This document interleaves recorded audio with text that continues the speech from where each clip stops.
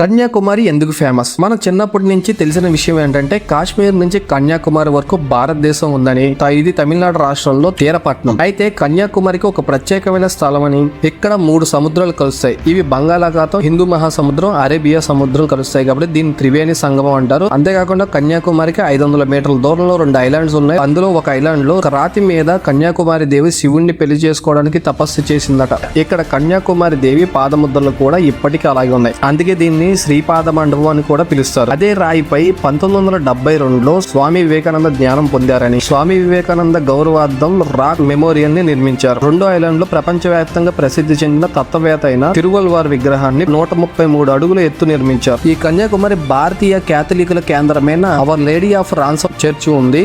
ఇందులో మేరీ మాతను పూజిస్తారు. మరి ముఖ్యమైన విషయం ఏంటంటే కన్యాకుమారి అనగానే అందరికి గుర్తొచ్చేది సూర్యోదయం, సూర్యాస్తమయ సమయాలు. సముద్ర తీరంలో సూర్యుడు ఉదయిస్తూ అస్తమిస్తూ ఉన్న వ్యూ చాలా బాగుంటుంది. వీటిని చూడడానికి టూరిస్టులు ఎక్కడెక్కడి నుంచో కన్యాకుమారికి ప్రత్యేకంగా వస్తారు. అండ్ భారతీయులు తమ జీవిత కాలంలో ఒక్కసారైనా వెళ్లాల్సిన ప్రదేశం. మీలో ఎంతమంది కన్యాకుమారికి వెళ్లారో కామెంట్ చేయండి.